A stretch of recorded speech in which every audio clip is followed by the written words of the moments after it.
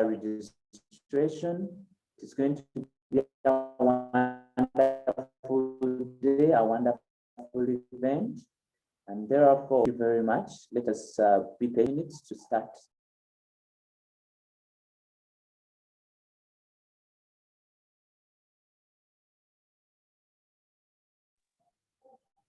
That there is our agenda. That is how it's going to flow. I'll go through it once we start the meeting, but briefly look through it so that you're conversant with what is going to happen. Thank you very much for sharing that, Lynette. The rest of you, you can see the wonderful speeches that are going to happen today. And there is a question and answer period. So prepare your questions so that they're all addressed. Thank you.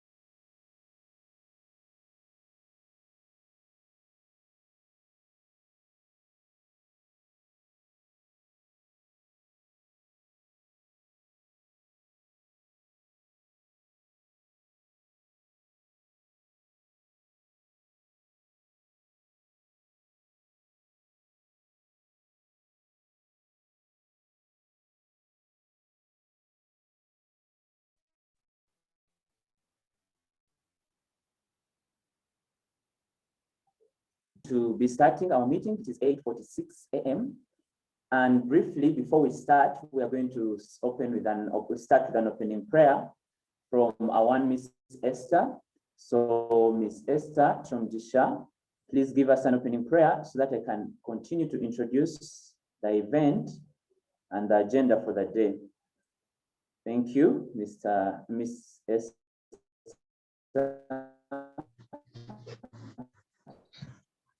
Thank you very much, moderator. Sorry, Molinde. Let's have a word of prayer. Dear Lord Father, we thank you for this day. We thank you for this event. We thank you for the speakers you brought on board as they're going to share wonderful insights with us. Let us open our ears, let us hear and understand, and let it make a difference in our lives. We pray for the stability of network and the event. Yeah, in Jesus' name, we believed and prayed. Amen.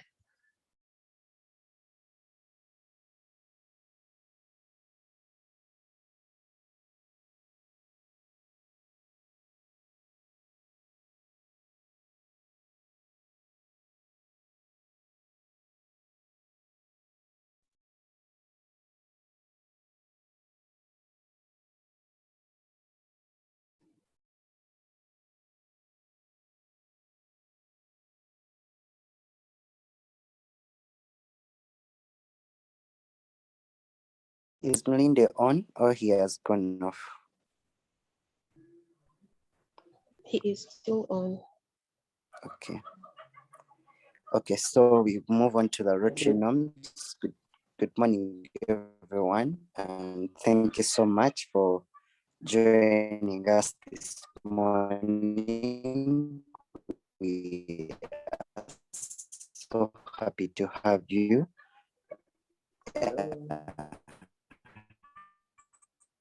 Thank you so much. Hello. Can everyone hear me now? So we are going to have the grace from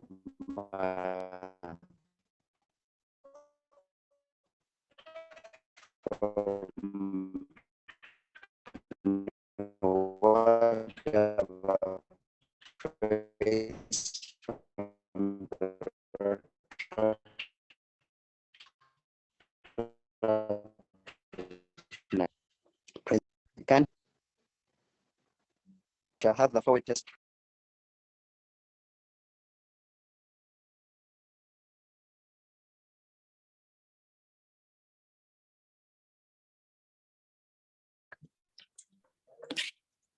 Sorry, my network went off. Good morning, people. Can you hear me, please? Yes, you are clear now. Okay, so I welcome you all. Thank you so much for joining us for this session. It's a pleasure having you on the call. So we are going to have the Rotary guiding principles, and we shall have the grace from Praise, Rotaract Nakara mubs. We shall have the loyal toast from President Milba, Rotaract Makere, and we shall have the forward test from CMP Alpha Moses, and we shall have the goals of Rotaract from past ADR Jojo Kabiesiza. Thank you.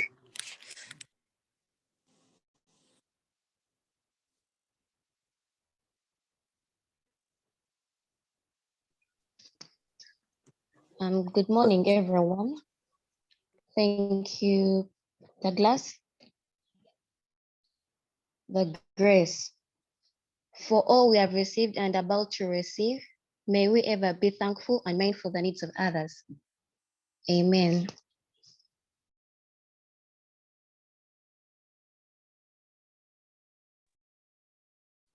Okay, thank you, Praise. Thank you. Milba.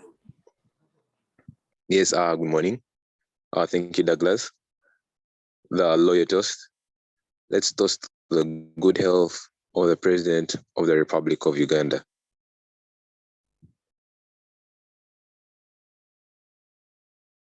To His Excellency, the President of the Republic of Uganda. The forward test.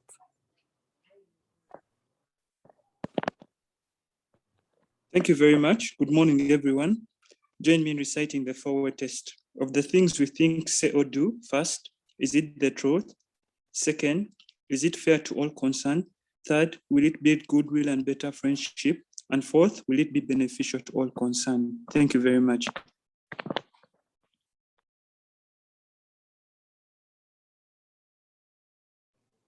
Thank you, Alpha.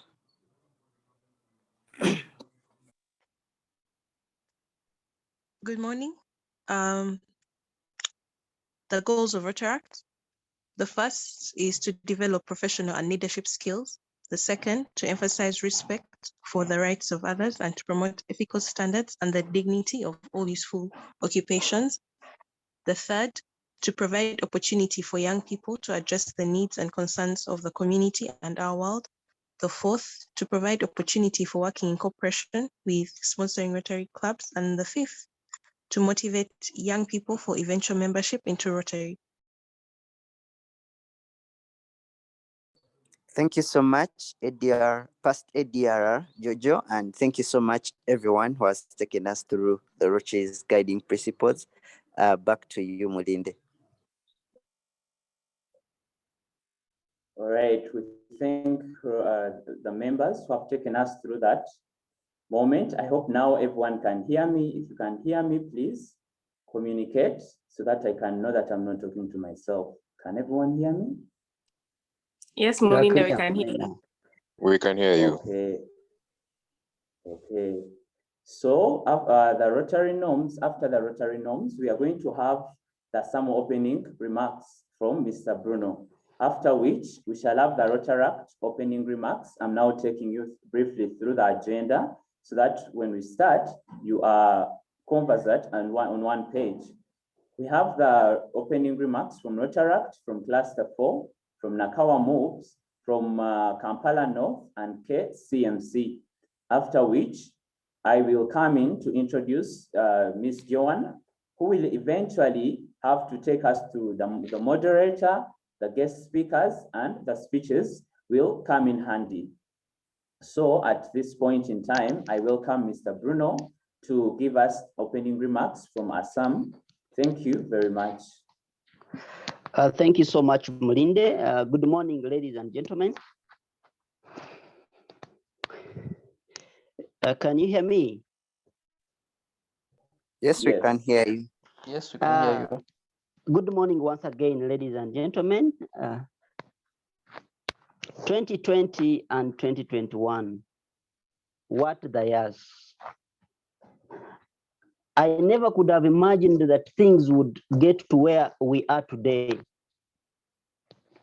Imagine life with no physical social interactions, masking all the time as we get out.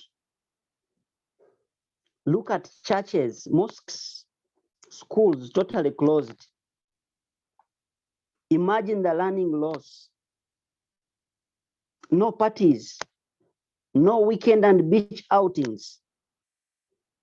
Imagine graduating online, spending with our parents or partners all the day long indoors. Look at the salary cuts, if not loss of jobs. And generally, everybody is fearing everybody except themselves in this situation. And there's no clear picture of when all this will come to an end. Ladies and gentlemen, all these have not left our mental stability the same. Too many young people, it seems life has lost meaning.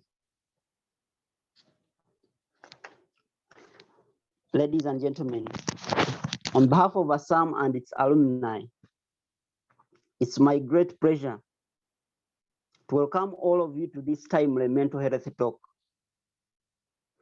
On the same note, allow me to extend my appreciation to Asamu team leadership, the assistant patron, the patron and the assistant, Professor Stephen Kundabanyanga, and the Rotaract clubs for your jointly efforts to bring a mental health discussion into the spotlight for young people today. I pray that such engagements continue. As a fact, given the lifestyle of development stage and of many young people, this situation has made them more susceptible to pandemic outcomes. And this may not end with the pandemic, but stay even post-COVID-19 era. What a great moment to have Dr. Sabrina, our main speaker today, and Tracy, the session moderator. With your knowledge and experience in this field, I believe the audience will get valuable insights and knowledge from this talk. And I hope this will be engaging, educative, and inspiring. To the rest of us on this call, let us remain a good audience as we have always been in our previous association engagements. At the end, let each one of us reflect on our mental health status quo, use the obtained knowledge and insights for better, not only to ourselves, but also help others around us. I thank you and I wish all of us the best in this webinar. Thank you. Thank you very much, Mr. Bruno. So next is the talk or the remarks from the Rotary clubs, the different parties of the Rotary. We are going to first have cluster 4 from Mr. Sebaduka Douglas. What we are going to do is we can see the order. There's someone sharing their screen. So make sure that after Douglas speaks, we bring in Nakawa Mubs, the speaker from Nakawa Mubs. You come on stage and speak. Then from Kampala,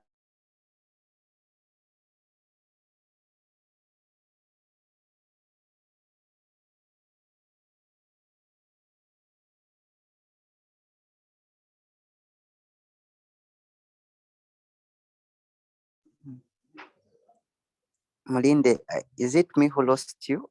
Because me, I can't hear anything from you. Malinde, we lost you. So I'll give my remarks on behalf of the Rotaract Cluster 4 clubs. Friends, once again, you're very welcome and thank you for making time to be with us this morning. We understand that the times are not normal. Everyone is going through something, but and to encourage us that this is not the end.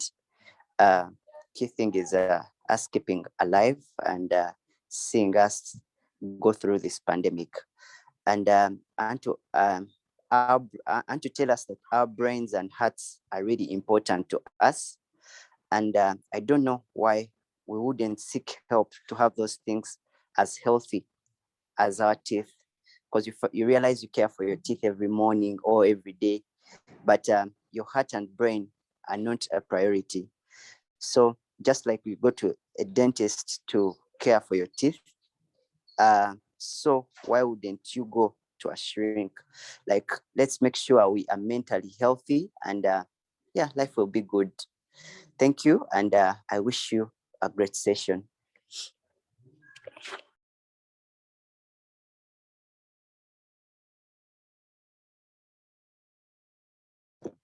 Thank you so much, our ADR.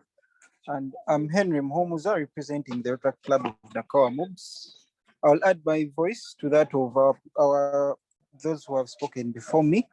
Maybe first of all to thank the organizers of this event who have put this all together to enable our members to benefit from such a presentation from one very experienced specialist. We do believe there wouldn't have been a better time to have such a presentation, because we realize this is a time not like any other, whereby people are facing different challenges and they need this help. And as a club, it is our obligation to bring such specialists to guide our members, and we commit to work closely with the organizing team to even put together even bigger arrangements that our members, our friends and guests can always benefit. Dr. Sabrina, we are humbled to have you on the call this morning, a weekend of its own, have you talk to our members, and maybe they can actually get to feel better and actually put their mental health before other commitments. Again, I would like to thank the team that has put this together, and we hope to have a successful event. I hope more members will be joining with time. Thank you so much.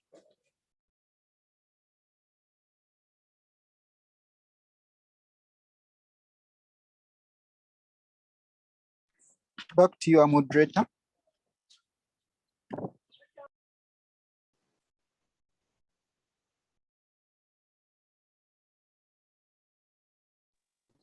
Jojo is supposed to speak next. Yeah. Thank you so much, Douglas. I cannot speak when my president is here, so I invite Changemaker President Claire, the president of Kampala North, to have remarks on behalf of Kampala North Rotaract Club. Claire? Yes, please, Joanne. I hope you can hear me. Yes, we can, Claire. Okay, good morning, everyone. I'm grateful for this.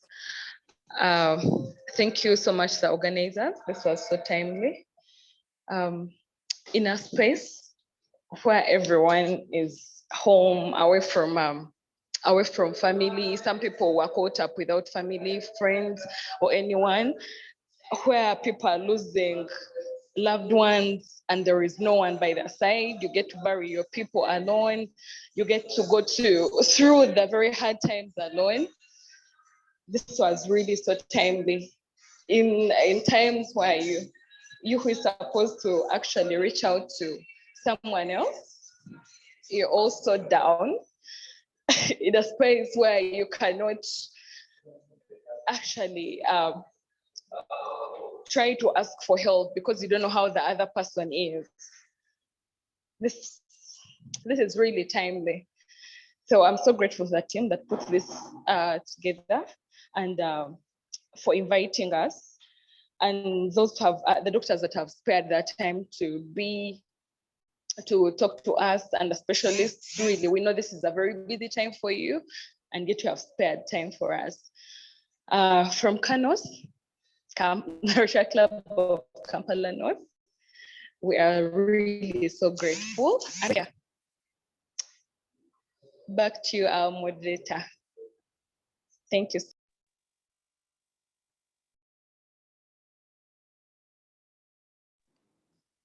I don't know if Mulinda is still on, but from KCMC, we have Georgette Josephat. I don't know if Georgette, you can be able to say something on behalf of KCMC or Green Geoffrey.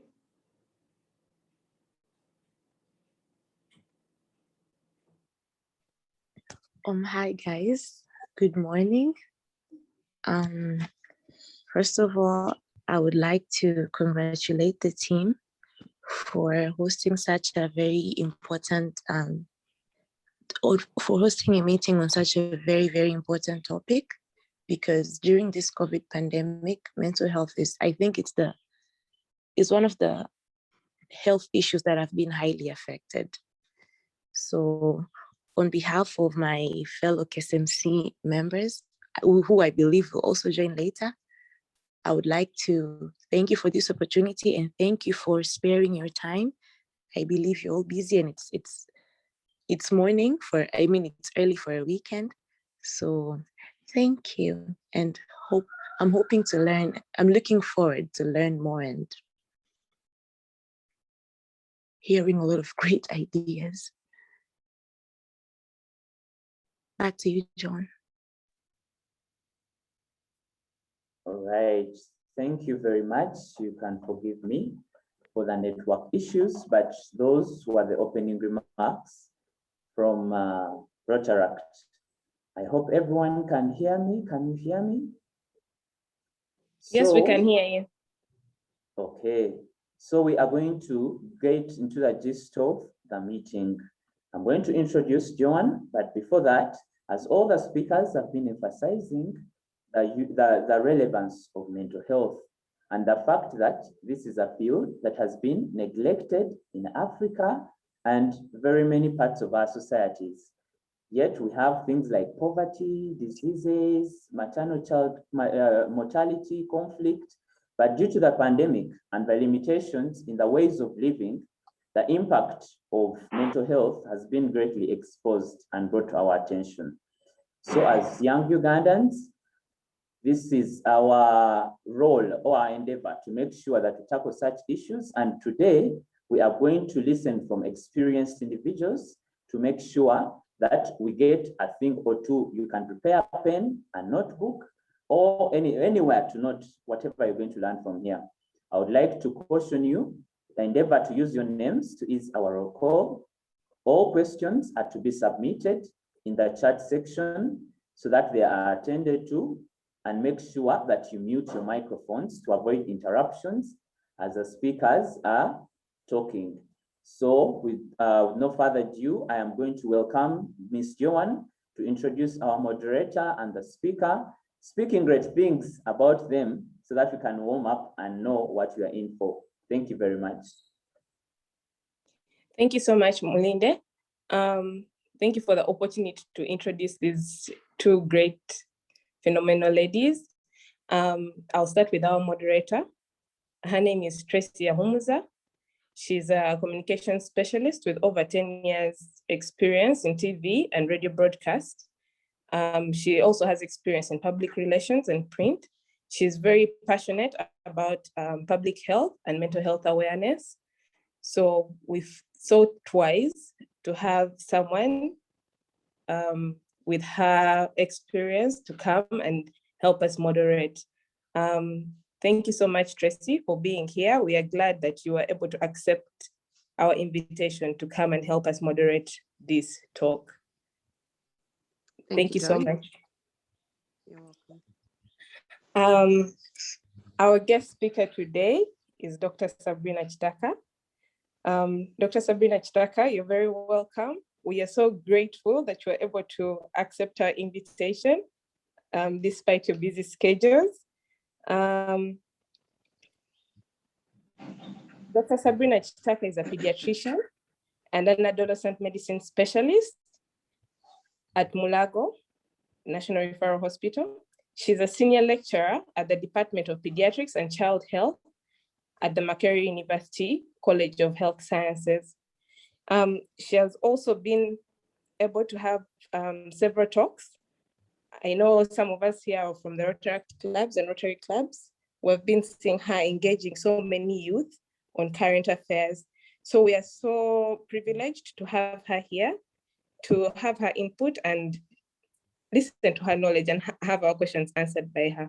So Dr. Sabrina, you're very welcome and we're grateful to have you.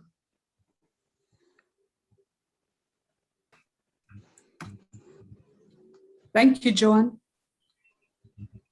Over to you, Mr. Mulinde.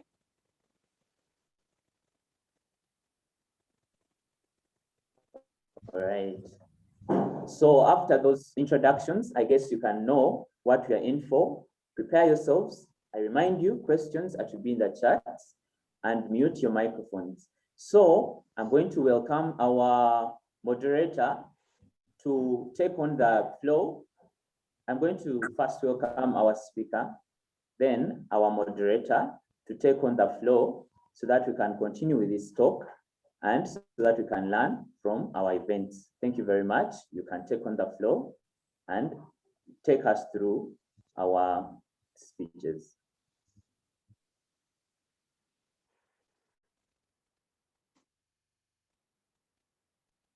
Hi, is that for us?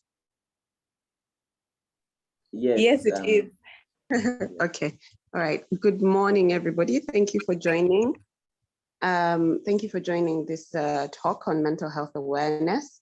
My name is Tracy Ahumuza, as we have been introduced, and I work with the Infectious Diseases Institute in Makerere University. And I'm so glad that everybody here is possibly, if you're on the line and if you're somehow logged in, you're interested in finding out about mental health. And it's a very good thing that we have someone who is our senior, who has been in the field of health for a long time. We talk about health and wellness, and many people are more likely to go with the health version of it, but no one really goes very deep into what wellness means. Now, before we get into the conversation with Dr. Kitaka, I wanted to ask her, to introduce herself, to say in her words who she is and what this means to her as a person, but also as a physician and a health worker practitioner. It is a difficult time, so everyone wants to understand how to get through the day, for example, get through the hour, or get through the next coming months. And to be fair, there's not going to be one single answer to that, but we'll let the professional tell us. And I'd like to invite Dr. Sabrina to tell us what, to just introduce herself and also tell us about what mental health means to her and to the work that she does. Dr. Sabrina. Thank you, Tracy, and good morning, everyone. I hope I'm loud and clear. For me as a physician, mental health means a state of well-being, emotionally, physically, and being calm. I also know that mental health is a range. Sometimes you can be healthy, sometimes you can be frustrated, stressed, and there's a very thin line between wellness and illness in mental health. I do a lot of adolescent healthcare, and many of my patients are depressed, on the verge of depression. But I'll not preempt the presentation I had prepared, so I'll let it be there for now. Great. I'm glad that you actually have a presentation, so that will help us get into what questions to ask you, because we are going to assume that, well, you are, in as far as we are organized here, everyone here understands that you're the professional at this. And so I'd like to just, ask you to delve right into it, give us the presentation so that we can then, organize our questions around it. If anybody has any questions, please be sure to put them into the chat box. We will organize and ask them as we go, but I would also like to have a conversation as we get organized on how we can manage mental health. It's a big word, and I'm very sure everyone is throwing it around and has been throwing it around over the past few months, mental health. So I hope your presentation will be helpful in, understanding it and unpacking it for the audience. Thank you very much, Dr. Sabrina. Thank you again, Tracy. And I have a disclaimer. I am not a psychiatrist. I am a pediatrician. My area of specialization is infectious diseases. So if I'm not describing DSM-5 models, please bear with me. I last did psychiatry over 20 years ago. So I have a presentation. Okay. So are you able to see my slides? Yes, mental health. Yes, we are. Okay, so as you can see on these slides, I want you to think about the pictures, okay? The first picture describes somebody who is in deep thought, and the next one is the COVID-19 virus. Looks beautiful, but has caused a lot of disaster around the world. And then there's daring to do the impossible. I mean, these are somebody's shoes, ladies and gentlemen. Somebody walking on 8 inches of nail. The next picture is of a lady frustrated, probably pregnant. And the last picture, part of which I hid, is a girl who has anorexia nervosa, which is also a mental illness. Today, there are more young people in the world than ever before, including 1.2 billion adolescents. An adolescent is somebody aged 10 to 19, but we know that young people can bring about unprecedented societal and economic progress, but they can only transform the world if they are able to survive and thrive. And today we are not only looking at survival, but thriving. And thriving should be also about your mental stability and your mental health. Uganda has close to 17 million children and adolescents, which means that 1 out of every 3 people in Uganda is an adolescent. And youth is anyone below the age of 34. Of course, we know that in some districts, 44-year-old individuals have presented themselves as youth representatives. Arguably, one of the most demanding times in anybody's life is when you are an adolescent. It's challenging, it's tedious, and I want you to reflect on what you remember about your own adolescence. Remember, adolescence is that time period between 10 and 14.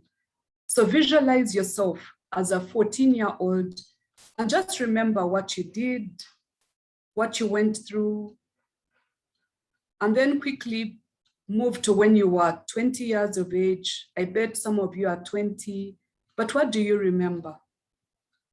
Some of you may have been adolescents in the early 2000s or even in the early 80s. So we live in different times.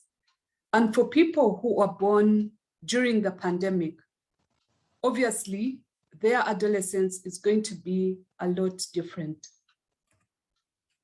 So we know that adolescents and young people are a diverse group. They all experience different changes. Adolescence and growing up generally is a critical phase of development. And it's important that we encourage not only adolescents, but even young people to reach their fullest potential. So we would like that every child grows up to reach adulthood, become grandparents, become who they really want to be. And I thought that as we discuss mental health, we must talk about the brain.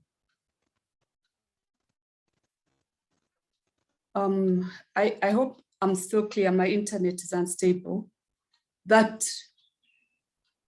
the brain, there is a biological basis for increased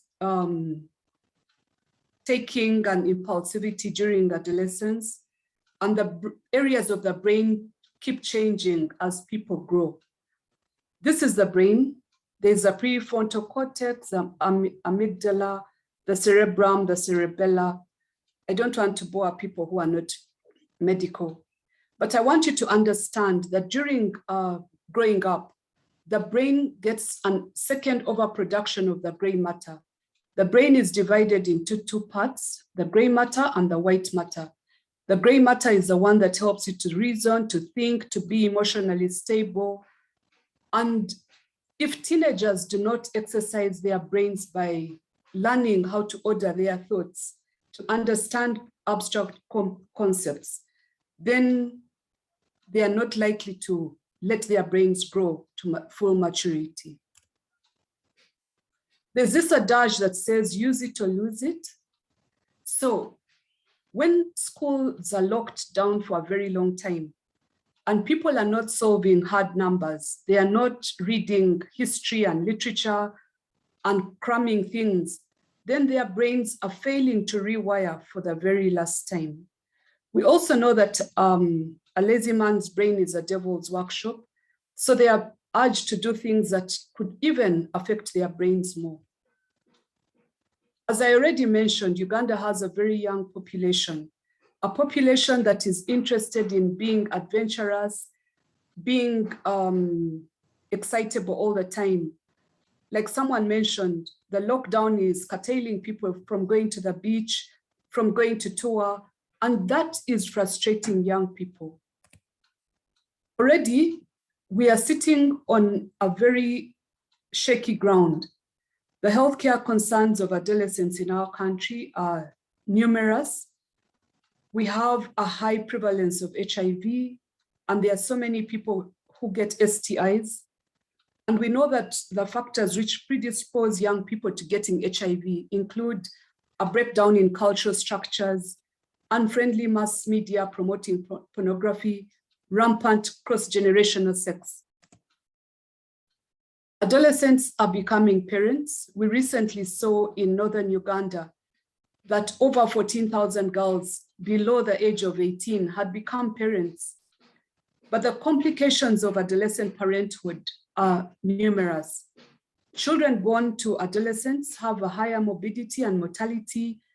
An adolescent is still a child with no experience in childcare. There are poor weaning practices, hence malnutrition in the babies born to adolescents. And there's a continuous vicious cycle of non-immunization. There are more challenges. Occupational health. You've all seen children on the streets selling from bananas to masks to gloves. And then there's complications of nutrition. As young people are growing up, they are taking up a lot of nutrients. And if you don't balance this, then there are going to be problems. But there are also accidents. About 3 days ago in our neighborhood, a 22-year-old died because he dared to borrow a motorbike and go and visit his mother in a neighboring town.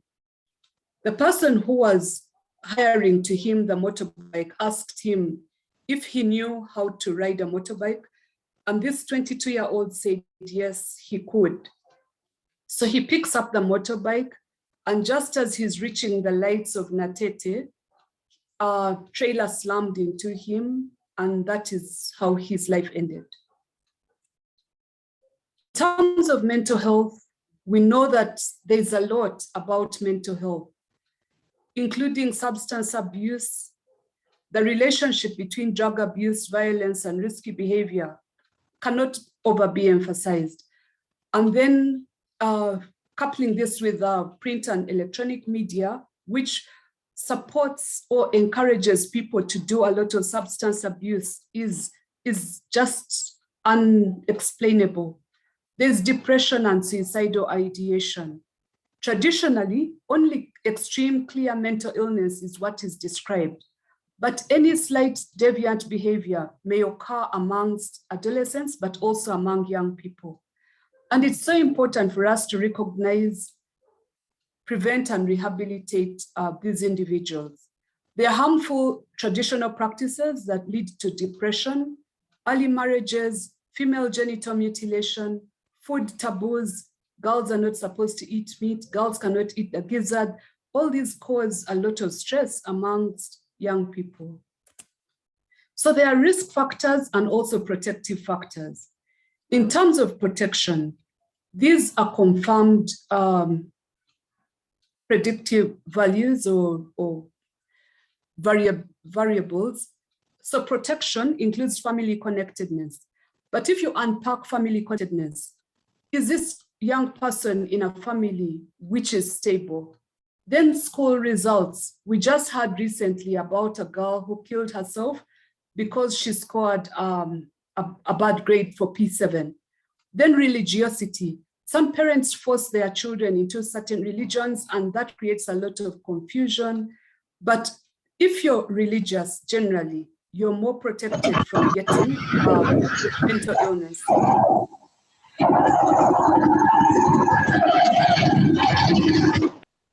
Sorry, apologies, Dr. Sabrina. So connectedness with peers is also protective. If people are surrounded by people they love, then they are able to talk about their frustrations, their tension, and then looking at long-term perspectives. Every time I interact with a young person, I usually ask them, what are your future plans? What do you plan to be? And they have a plan. But those who don't have a plan, it becomes complicated.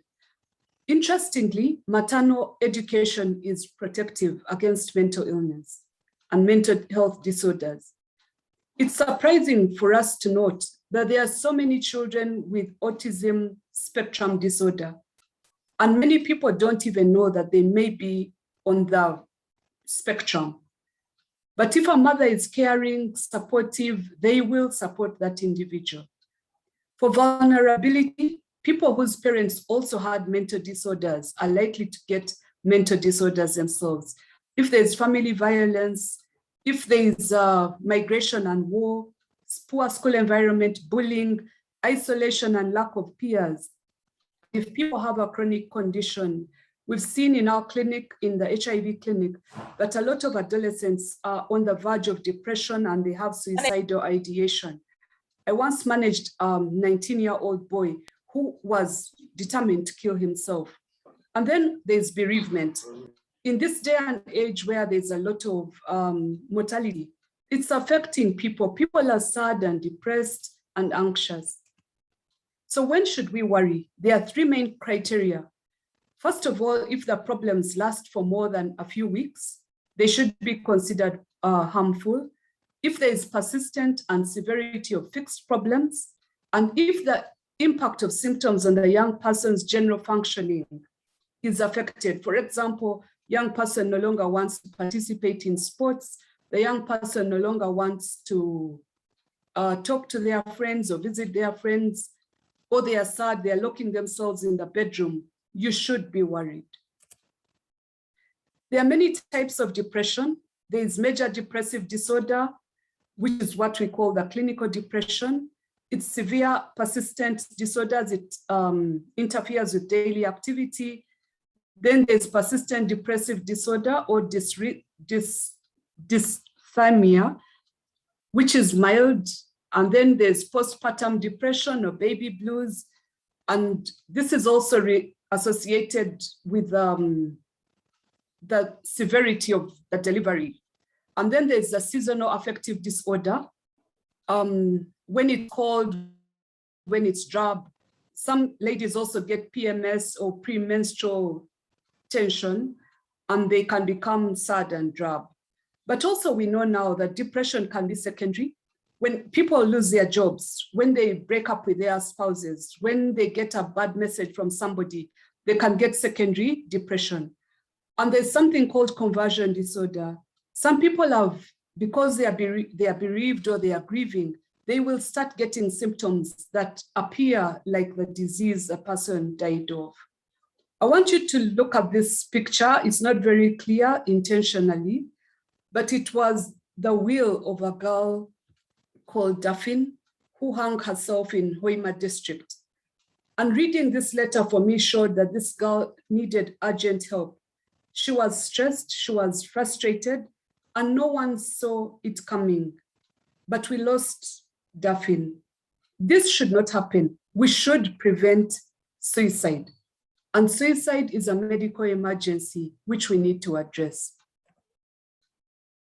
The WHO has described various interventions for adolescents, but also for young people. And the first one is ensuring that we care for HIV-infected adolescents, prevent violence and injury, look at sexual and reproductive health and maternal health, mental health, substance abuse, immunization, controlling tobacco, physical activity, and nutrition. So what are the implications for Uganda? With half of our population under the age of 18, it's only expected to increase. We need to look critically and uniquely at this population. We run a general adolescent clinic at Makerere and Mulago. It only runs on Friday, but we've seen over 4,000 individual clients since 2013. I work with my colleague, Dr. Nicolette Nabukera, who's also a PIDS ID and adolescent health specialist, but also Dr. Joseph Rujumba, who is a social worker and a counselor. I thought I should share with you this story of Femi Otedala, who is one of the richest Africans on the continent. When he was asked what made him the happiest man in life,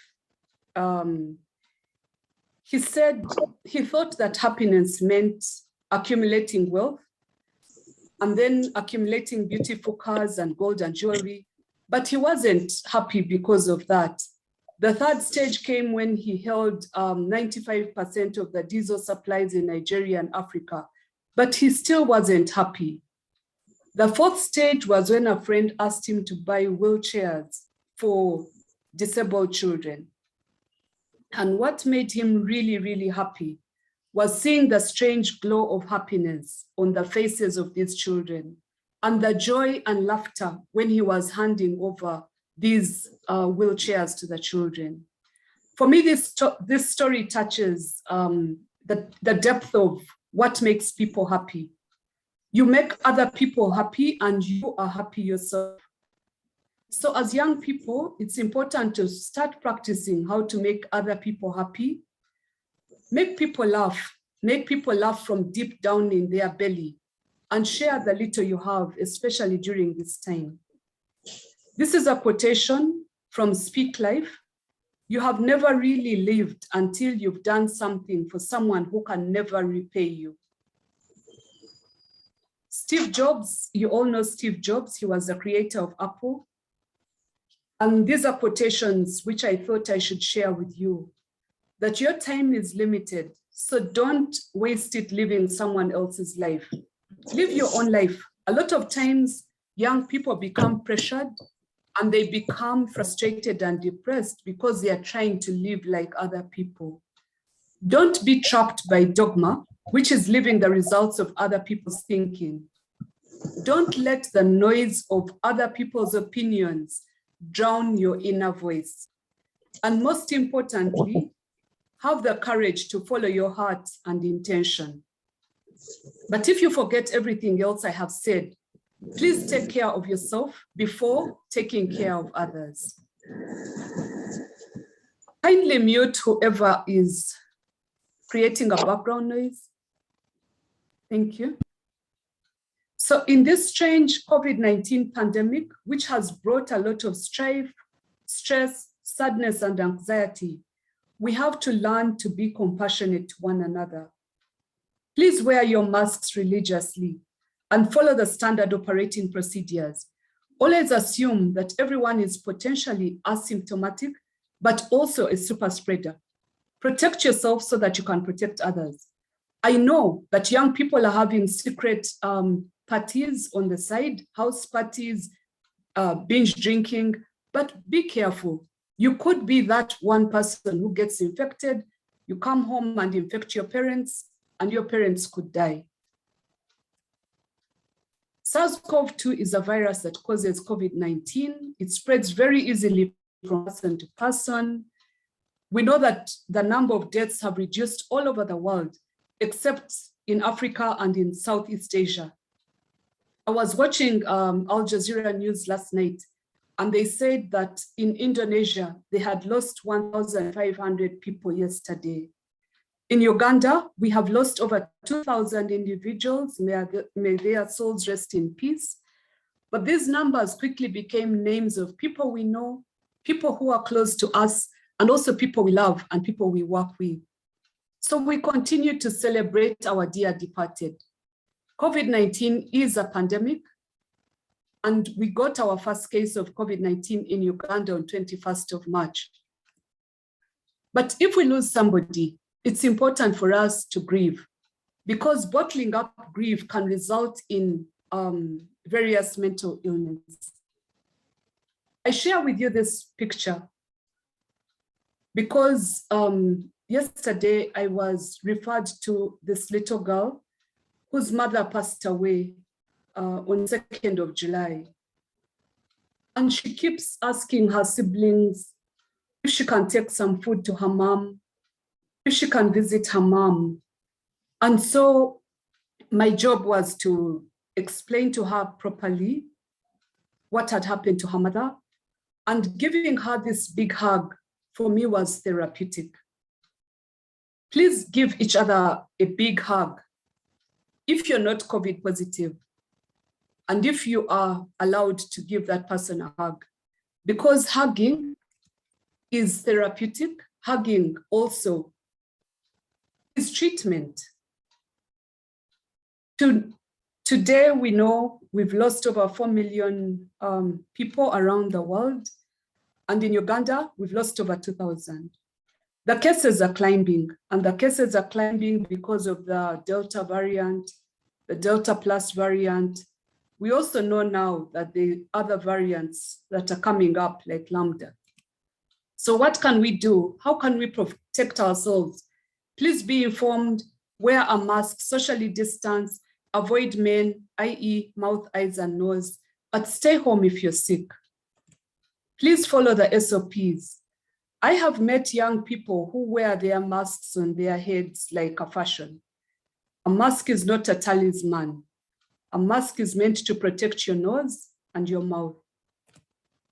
We know the value of masks, it's quite clear. And information on COVID-19 is changing rapidly, sometimes daily, sometimes minute by minute.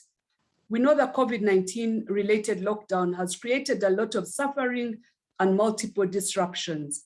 It's like a VUCA situation. It's volatile, it's uncertain, it's complex, it's chaotic, it's ambiguous. We don't know what next is coming. There's been a disruption in education, and the pandemic has created the biggest disruption in education since World War II. But we want our children to go back to school. We want them to socialize and learn, and ensure that their brains continue to grow. You know that if you don't use your brain well before the age of 25, you've lost the window of opportunity. So who is most affected? We know that everyone now is affected, but those living in poor countries, those living in poor and rural areas are affected, and children are affected as well. There's an increase in high-risk behavior, and this models on mental health. Interpersonal violence has been reported. Alcohol and drugs have also increased. But be a friend, and not only a good friend, but a best friend.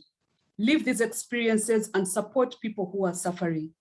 If you identify that somebody has a mental health problem, refer them for care. And I cannot live without talking about the importance of God in our lives. The fear of God is the beginning of wisdom, and we know that religiosity protects against mental illness. So what is the solution? Please exercise regularly, eat healthy, and eating healthy doesn't mean binge eating. Drink plenty of water, reduce stress, and I'm adding on, get a hug from somebody you trust on a daily basis. What about the role of parents? As adolescents and young people navigate through their stormiest years, they are going to need coaching, they are going to need support, they are going to need good examples. So urge your parents to be good examples. We as parents, we promise that we shall do the best we can to be good examples. And why parents? Because we know children need their parents, they depend on us for various things, and good parenting is important to help children and adolescents to navigate through this path. So just in terms of take home, we need to prioritize mental health. It's very, mental illness is prevalent, and it's becoming increasingly prevalent, especially during this COVID-19 pandemic. But we need to reduce mental health related stigma. I had someone calling a psychiatrist a shrink. Already that is derogatory and creates a level of fear to approach the correct care. To seek mental health, you don't necessarily have to head straight into the psychiatrist's office. There are counselors, and a counselor could be a body counselor, but also there are people called social workers, psychologists, and all these people are extremely necessary in ensuring that your mental health is stable. I want to end by letting you know that yes, I am also an author. I wrote this book, The Real Pursuit of Excellence. And it's a book for me that I would like every young person to read, because it just shares my own story about going through adversity, but also becoming who I am today. I want to thank you most sincerely for inviting me and also for listening, and I'll take questions if there are any. Thank you. Thank you so much, Dr. Sabrina, for that wonderful presentation on mental health. And also, you've given us a very broad background on what you've been doing and what your work involves. The good thing about what you've been talking about is basically that a lot of us have, adolescence, you said, starts from about 10 to 18, but we've gotten to that point where I think a lot of people feel like even in their 20s, even when they're 28, bordering on 30, they still feel like they're adolescents. So it's very pertinent right now that we discuss the turmoil, the turbulence of being a teenager that just sort of seems to be going on and on forever. You would have thought that where we are now as, young adults, there are so many people that are part of Rotaract that are maybe 28 or bordering on 30, between the ages of 24 and 28, and maybe even, 32 or whatever. But we've gotten to that point where there is no divide now. It's hard to say that the way a teenager feels and the way a young adult feels is any different. What would your my question would be to you, as you've dealt with a lot of young adults over the time, but you've also dealt with teenagers. How can you give advice to a person who thinks that they should have crossed the stage by now? That turbulence of being an adolescent, the one who has all these expressions and emotions flying all over the place from adolescents, and they've somehow crossed over into their young adulthood. That, how would you give advice to someone like that, that has just sort of, they fail to see the divide between adolescence and young adulthood?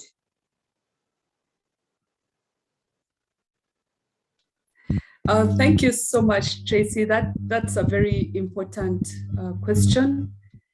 And I want you to know that human beings are divided into, there's so much background noise. Not sure why. If you're not talking, kindly mute.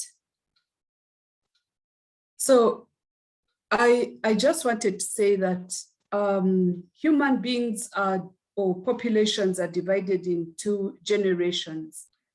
And there's generation X, there's generation Y, there's generation G, and now we are dealing with millennials.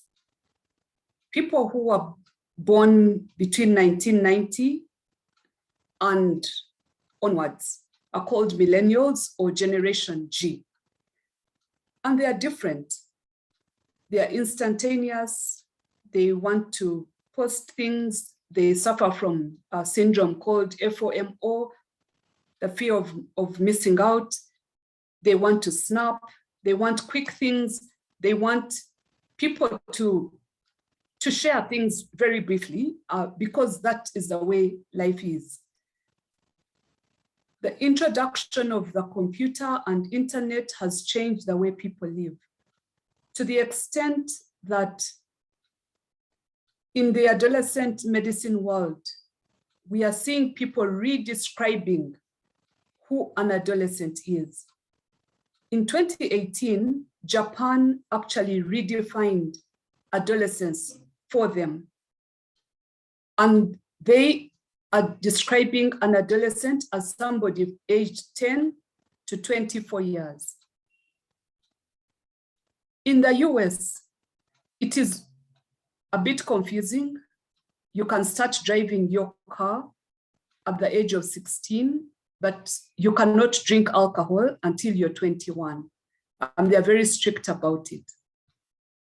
In Uganda, we follow the WHO definition of 10 to 19 is an adolescent, a young person is up to 24. But these are just statements. I have noticed that people who are economically stable, if your family is wealthy, then your parents are likely to support you until you're even 30. And then you can get out of your home, get into an apartment. So these things vary from place to place. But one thing I know is that, yes, there are people who continuously remain dependent on their parents, and they lose that they lose the capacity to be independent.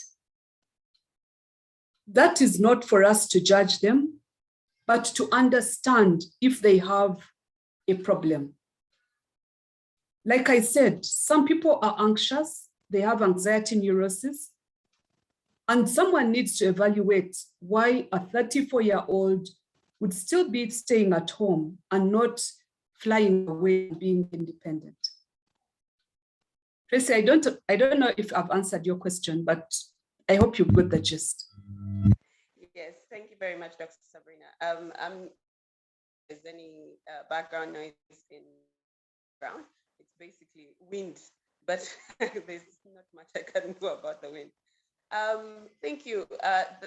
That really explains a lot, because we've gotten to a point where we don't really have divisions in where, you know, certain behavior should ordinarily stop.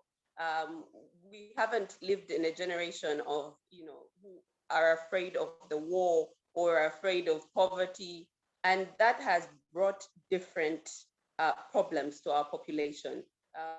Back then, you were looking for food. You were looking for, you were probably going to be married, like things were written down in stone that you would have to be married by a certain age. And now, do you think that not having rules, so to speak, in society, not having defined age marks, has changed, or do you think it has done better for our mental health, or do you think it has done worse? Because now we have a lot of freedom. The society is permissive.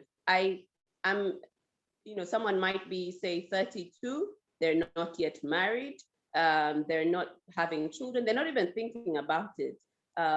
Someone may be 24, maybe they've decided they will pursue a career and they will not partake of, the normal, what our culture refers to as normal. Do you think not having those demarcations in age have done, has done more harm than good?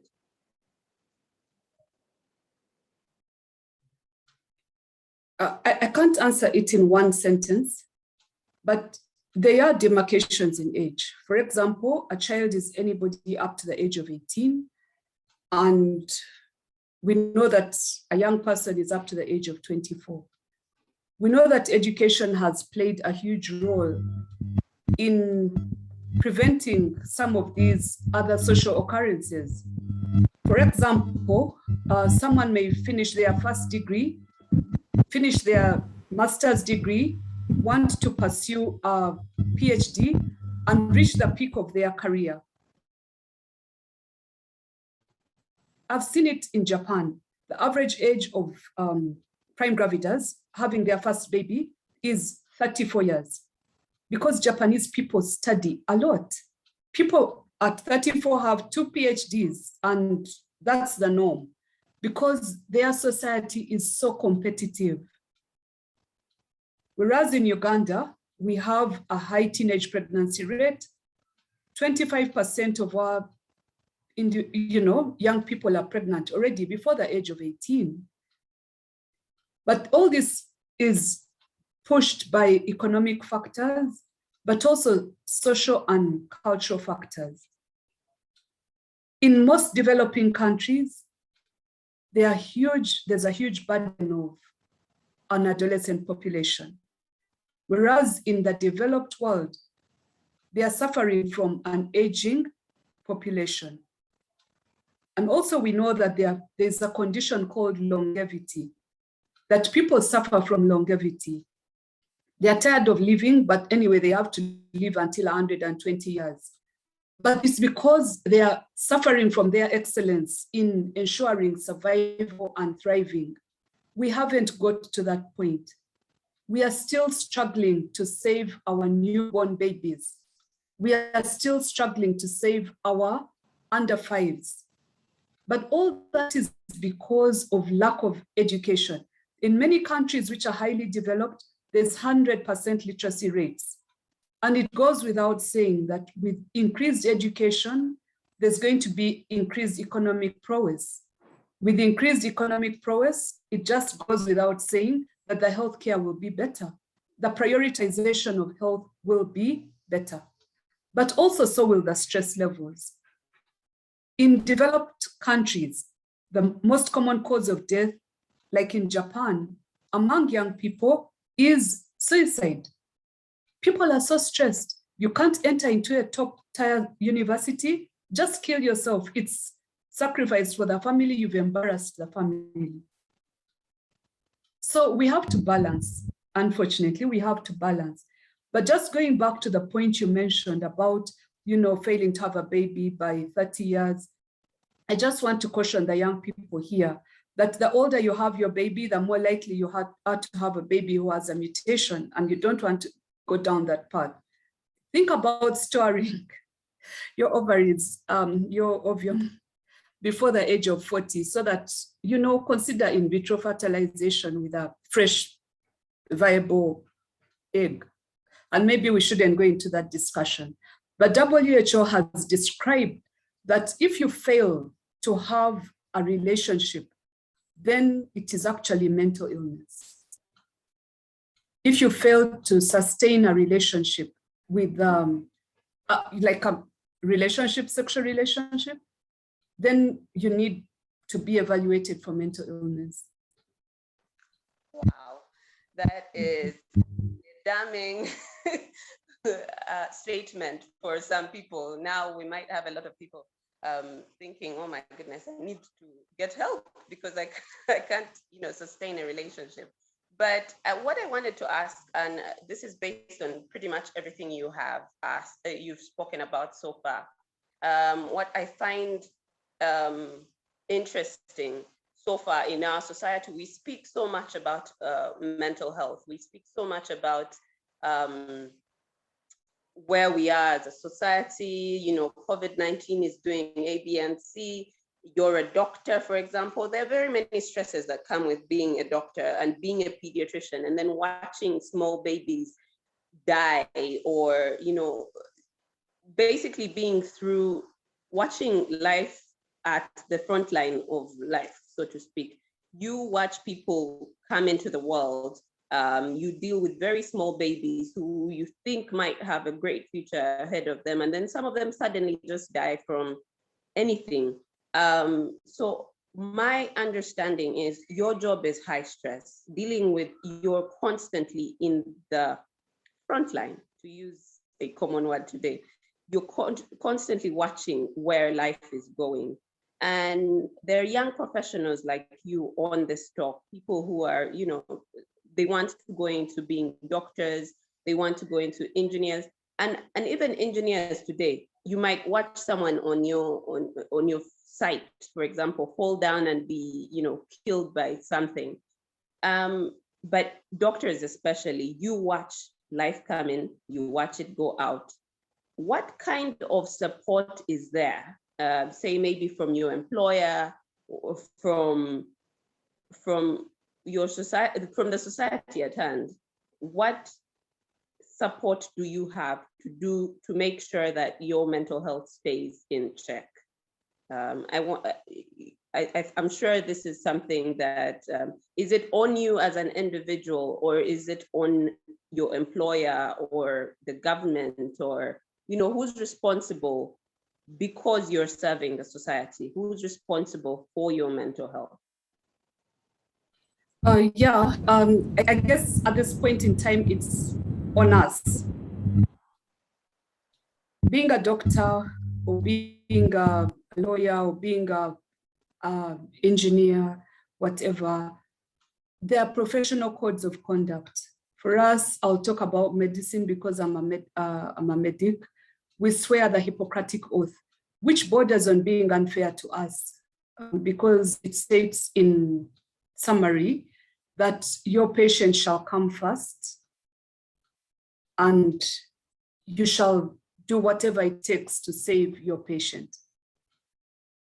Things are turning around now, and there's now a movement called self-care for doctors. I'm now a scholar in self-care for doctors, inspired by Professor Sepi Mary, who has gone ahead and done a master's in self-care. I have colleagues also who have done another master's in self-care for doctors, because people think doctors are not human, that you will wake up and just run and take care of the patient. There's a story I usually share about a surgeon colleague who went, and he was being called because this child had an intestinal obstruction, and he delayed to come to the clinic by 1 hour. And by the time he got to that hospital, the operating theater, the parents were pacing the floor, and they were so angry, and they were like about to, I think, slap the poor doctor. He went into theater, did his operation, and cleaned up, and he was walking out. And the head nurse called the family to come and talk to him. And he said, I'm glad your son was saved. It was a minor note. I opened him up. He's safe, he's comfortable, but now I have to go and bury my own son. They had called him from a funeral service. That for me is really tough. And you know what? As doctors, we go through a lot, but I want to urge the healthcare providers on this call, but also other professionals, that you don't have to show your misery and your emotional imbalance in front of your patients.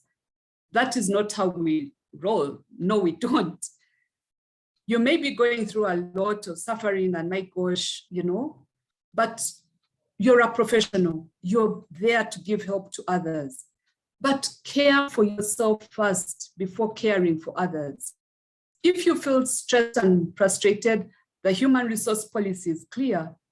Get an annual leave. I usually say this to traffic policemen. Don't yell at me. If you feel you are exhausted, ask your supervisor for a leave. It takes a few minutes to ask for leave. Because don't bring your frustration to your public service. Doesn't help anyone. The other thing I want to say is the things that I summarized: taking good care of yourself, making sure that you sleep enough is so important. Sleeping is the new awake, and sleeping is an immune booster. I know today you guys, everyone woke up a little bit earlier. Saturday is a day of rest. We need to sleep. And also exercising is so important. Exercising improves your dopamine. And then obviously, if you have a spouse, you're married, I'm not going to go into that conversation, but it's so important for you to find people who give you joy and happiness. Wow. Thank you, Dr. Sabrina. And I'm pretty sure all the professionals on the line are now, aware that they have to take care of their own mental health. But also there's, we will be able to, hopefully one day in future, it won't be just, again, I think it's a lot for doctors as people, as human beings, to deal with their own thoughts and deal with their own mental health.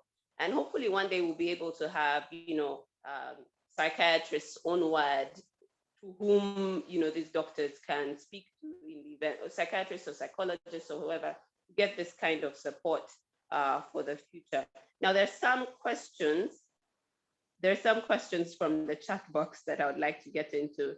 And one of them is mental health somehow attached to epilepsy? I'm going to ask a couple of them, and then you will respond to them all at once.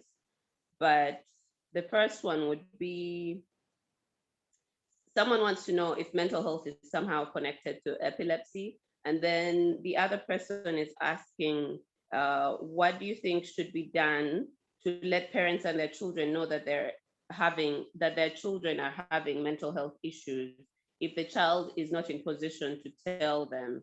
And then the last question is, should I think that the home grounds?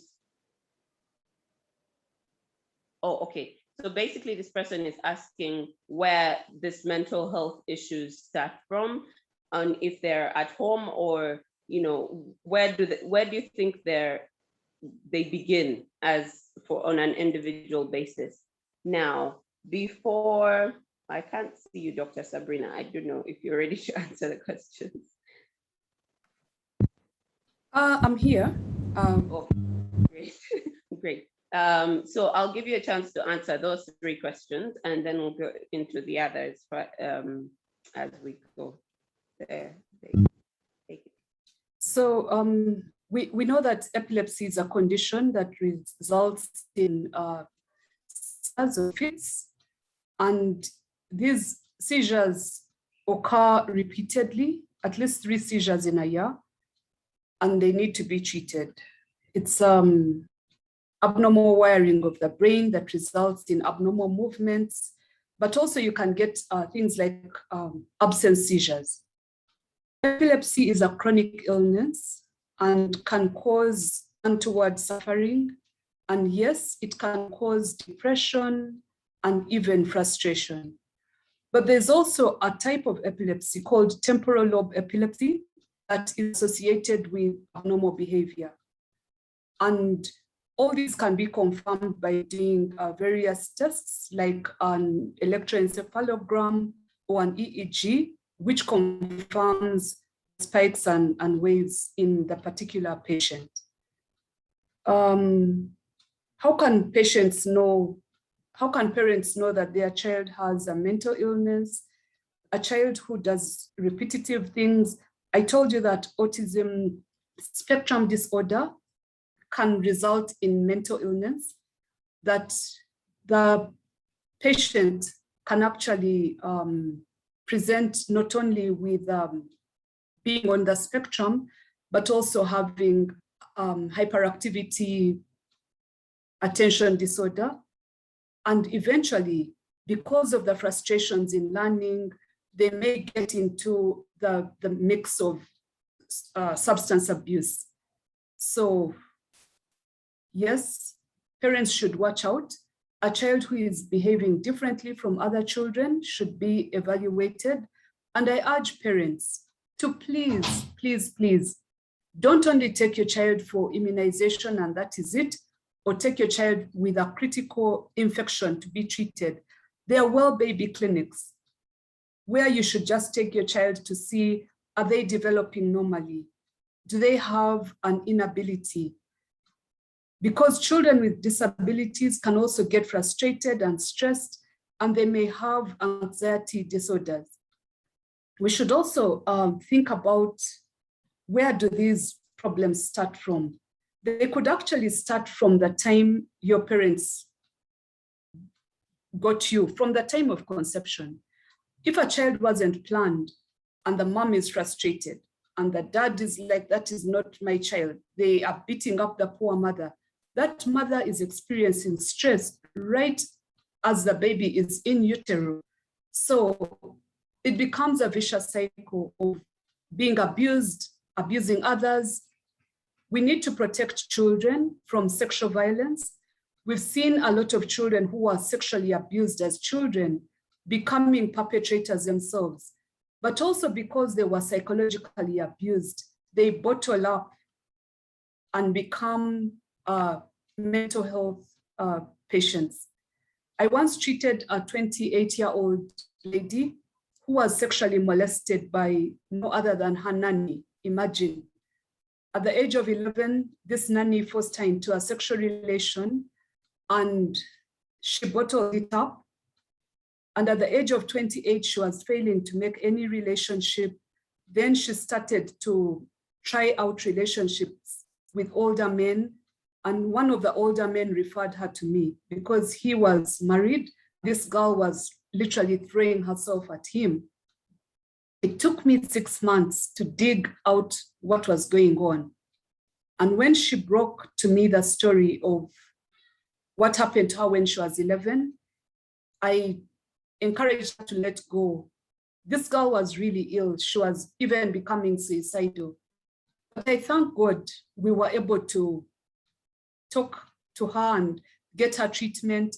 She's now happily married and she has 2 beautiful children. So these problems of mental illness can also be familial. If your parent has mental illness, you could still have the genes that can make you schizophrenic. So yeah, it's summarizing a conversation of 5 years into one minute. Yes, I expect so. So one of the questions that has arisen, first of all, obviously everybody's asking where they can get your book. And hopefully we'll be able to write it down in the chat box, and they'll be able to get information on where they can get your book. The other question has arisen based on what you said about mental health being sometimes helped by, being in a relationship. But someone has asked that sometimes the relationship is the one that leads to the mental health breakdown.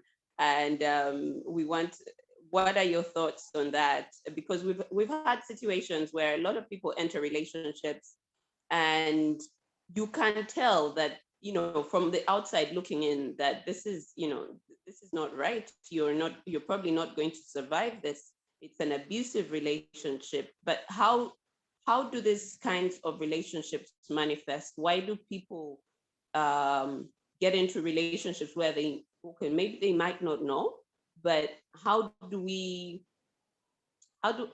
people like this avoid getting into a relationship that is going to damage their self-esteem, damage their interest in life, for example, and that kind of thing? The other question maybe I wanted to add to that is, hang on one second. You've talked about being your friend's keeper, taking care of other people, but how do you make sure that you're not drowning while you do that? A lot of people say, okay, we've said that, we get a lot from giving, we get a lot from encouraging other people to live well, but you yourself said as the doctor that there's sometimes that your personal mental health it's like a chicken and egg situation. You're unable to help because you yourself are, which one comes first? So that's my question in terms of how do you know you're not helping beyond your personal ability, and how can you curtail it if it's getting out of hand? So those were two questions. Yes, we know that some relationships are abusive and they worsen the mental state of other people. I know people who have been in relationships for years, and this person is literally like beating them up on a daily basis. And that's why we date. That's why it's important for us to get to know who your spouse is. This business of love at first sight, you meet on Saturday and you're married on Monday, should not be the norm. There's a whole process of getting to know who is this person I'm dating. And then obviously let your friends know about this person. You're doing your own searches. That's why in our cultural traditions, we do things like introductions, let the family get to know each other. Do not rush into relationships, because you may be, tied in a relationship. Like I'm watching a soap, yes, called Passion and Power on NTV. I don't know if anyone on here watches it, but there's this rich, young, handsome man called Eladio Gomez Lunas, who just exactly describes what he went through, suffering as a child, being abused by his father. And then he is in love with, obsessive love with his beautiful wife, but beats her up, If you love somebody, don't beat them. If you love somebody, do not yell at them. If you find anyone who claims to love you, but they are yelling at you, if you're not yet married to that person, run. Because it will move from yelling to beating to kicking to you losing your uterus. Be very careful. Get help for that person, and when they are stable enough, let them marry someone else. How do you know when you're going beyond your help needs? Personally, I use my own adage, which is ABCD. Ask for what you want, be who you say you are, care about others, dare to live your dream. If I feel that you're using me to achieve something, I will refer you to someone else. As young people, we should know what is in it for me.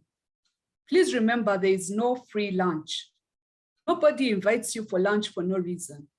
So don't be trapped into the quagmire of going for free lunch. Oh, this guy just likes the way I talk. He's probably looking for something else. Ladies and gentlemen, do not be used and do not be abused. Do not exchange your virginity for a samosa. That's what I keep saying. Okay, thank you very much, Dr. Sabrina. Now we have a few other questions, but on some, just to take you back to something you just said about physical abuse. If someone beats you up, if someone, if it manifests physically, it's easier to see that, isn't it? But what happens if it's emotional abuse? It's a small things. How do you then, as an individual, what are the, obviously you've discussed how you personally deal with it. It has to be, you designed some things beyond which you cannot allow in your life. But for the regular Joe, what would you say that if you're in a relationship, but it's causing you to doubt yourself, there's things that this person keeps saying that constantly do not sit well with your mental state, so to speak. There's another question that came up.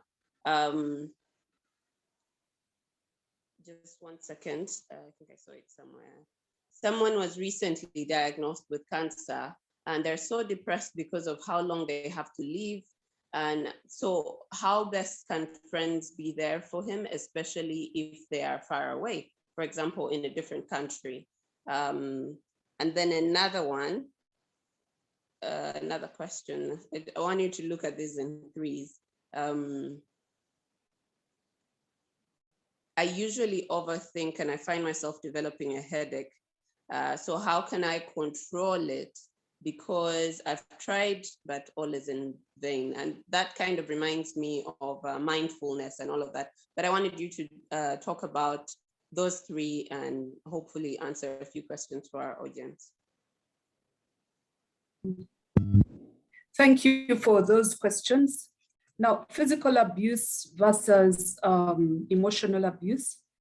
I think emotional abuse is one of the most dangerous things, because the person is intending to reduce your confidence and abuse your body type and just emotionally harass you. Again, I would request that couple seeks help.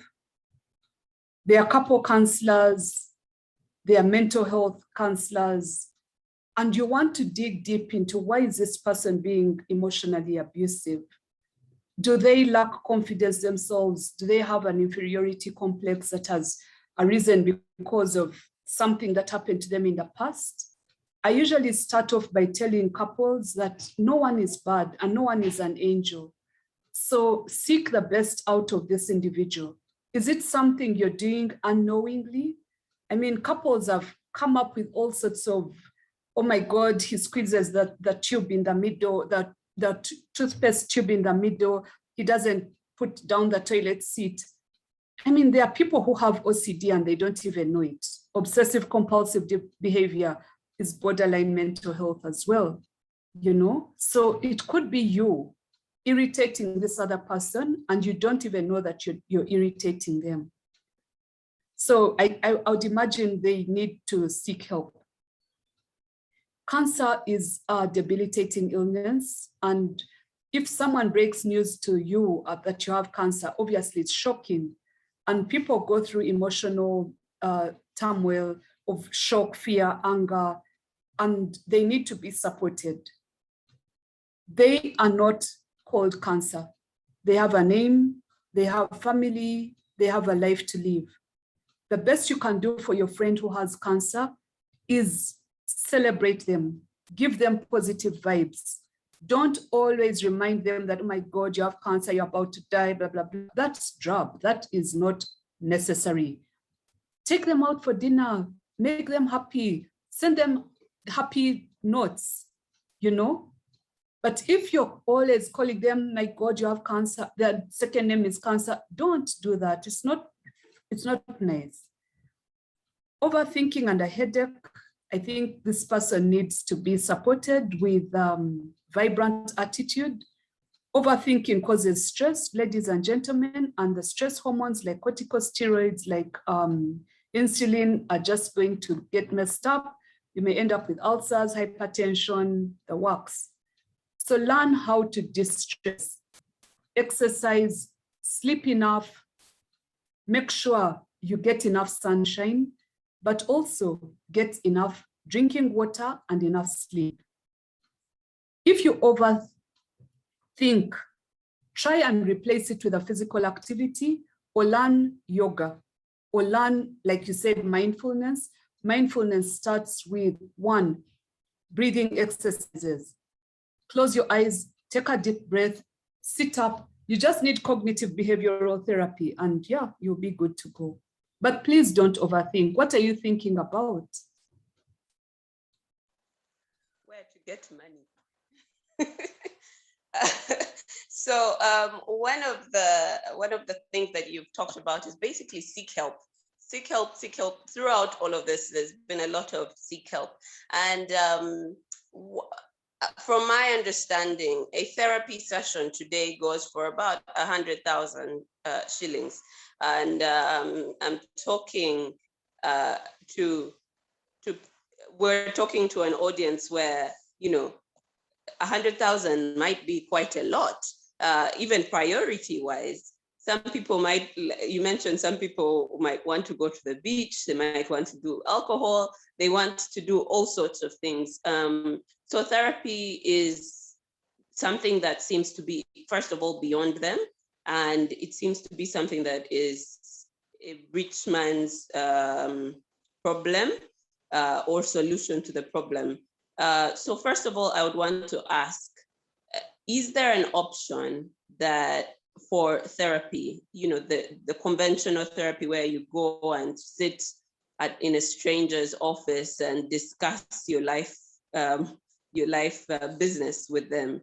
Is there an option for that for our young people on the call? And then also, is there how do you know when it is important? What are the markers? How does mental health, I know you might have mentioned it in your slides, I think you did actually, but I thought it would be important to highlight what physical manifestations happen when someone is having a breakdown in mental health. And then how would they be able to know that, okay, hang on, this has happened, this A, B, and C have happened. So now I need to actually go out of my way to seek help. So those two questions first. Thank you.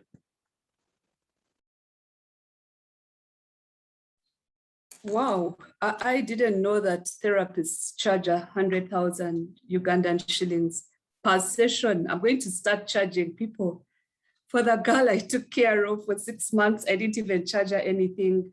I actually bought her some lipstick and told her to look beautiful. I paid for her cinema session. That doesn't mean you should all come rushing to me. I won't buy you lipstick. I won't take you to the cinema. It's closed anyway. But I think some things are overdone. Maybe as a doctor, I believe in service above self. Our adolescent clinic is completely free. We ask psychologists to come and volunteer, and they'll come for 2 months and be like, Dr. Sabrina, with her free things, let me go and make money, charge the 100,000. But someone needs to offer a free service. And the alternative is self-care. You can go to YouTube and find mindful things to do, the breathing exercises, how to do yoga, how to do aerobics, take a walk in your environs, count the stars, listen to jazz music, do things that make you happy.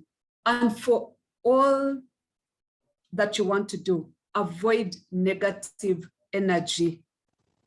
If somebody comes to you and all they are telling you is, my God, oh, this country this country that, run away from such people. They're just breathing negative air around you. Too much carbon monoxide. Get some oxygen, get some breathing space.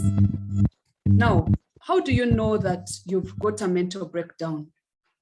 Obviously, the first thing is feeling exhausted, not doing the daily things that you usually do, not being on time, changing your dress style, changing how you feel. But some people don't have insight. And it's the people around them who are then going to notice. this person used to be extremely stylish and smart and on point, but now they've walked in and, you know, the hem of their dress is floating around. They're not wearing a tie. What has happened? They used to smell of a good cologne. Now they're smelling like a he-goat. What has gone wrong? And it's the people around you that are going to help. But people who are mentally ill need to have insight, because it starts from within to be able to get better. Thank you so much, Dr. Sabrina. It's helpful to know that. And actually someone in the chat is reaching out and, you know, showing if you would like to know information about mental health and where you can get it free of charge, there are platforms like the Haven Mental Health Foundation and Mind Lab that are working to connect people in need of services at a very subsidized, it's very subsidized mental health therapy. For university children, students, sorry, I called you children. University students, Macquarie University Counseling Guidance Center is also having sessions during this period on different topics. There's free online counseling services from professional therapists all over the place. So yeah, I've received quite a lot of feedback on that. And it's good to know that there's very many people that are offering free professional counseling services. Now, coming back to you, there's something actually that you mentioned that resonated very well with me, and I think I've lost it. I wrote it down somewhere. But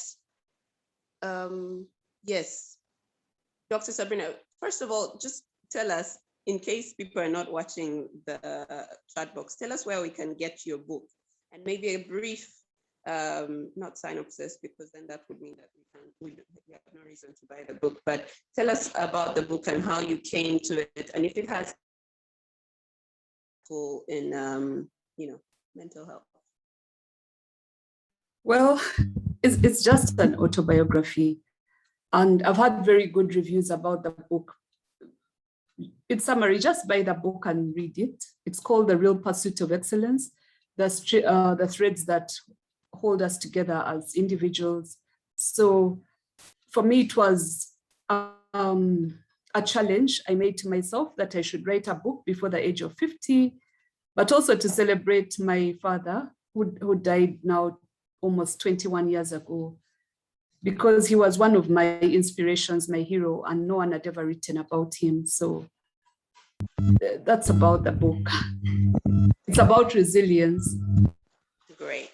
Obviously, I can see that you're very great at what you do, and we've seen Dr. Sabrina, pretty much you're an advocate for everything that you do, which is being a pediatric doctor or being a lecturer or you wear many hats, and I'm sure a lot of people here would want to reach out to you or find out how you can assist them. So I thought it would be important to mention right now, before we run out of time, I know we still have a bit of time, but it would be important later on to, tell us where we can find you, the social media or all of that.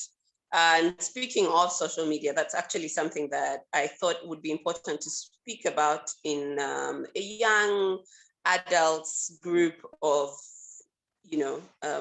this audience is full of young adults, and a lot of us are spending a lot of time, not billable hours, on Instagram, on Twitter, on Facebook, Snapchat, TikTok. Now, there are many. I think there's one for every letter in the alphabet. And I wanted to, what's your professional opinion, or even personal opinion, because obviously you're an author now. What is your take on how mental health can be disturbed by social media activity?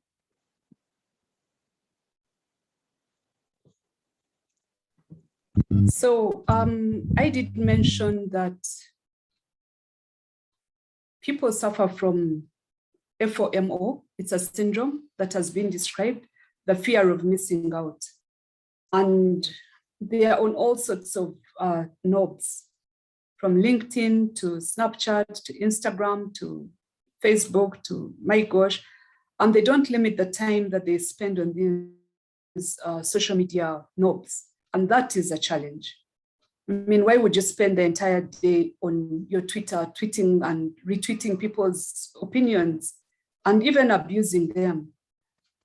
My children have told me, Mommy, we do have Twitter accounts, but we don't post anything because we are scared of those streets. People can be nasty. And there's a lot of bullying on the internet. I recently had to deal with my former student who was getting married to a celebrity. And the poor guy was so scared because of the bullying, media bullying, internet bullying. Everyone was bullying him just because he fell in love. And I told him, I'm going to stand up for you. And I will say no to social media bullying.